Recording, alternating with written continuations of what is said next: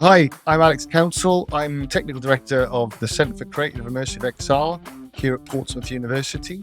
I'm really proud to say I'm going to be the first Media Cymru Innovator in Residence coming to my home ground of South Wales.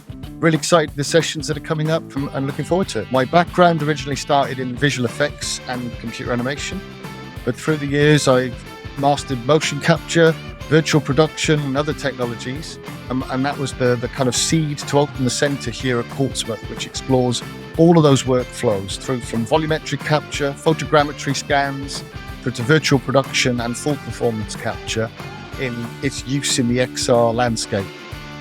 I've worked with lots of different companies through the years, ranging from Marshmallow Laser Feast, the Royal Shakespeare Company, London Symphony Orchestra, the BBC, Frey Studios, the list goes on. We work closely with industry clients and we bring our students together with those industry clients. And it's a really great place to explore immersive technology and to kind of come together in that creative space for XR where technology meets creative ideas.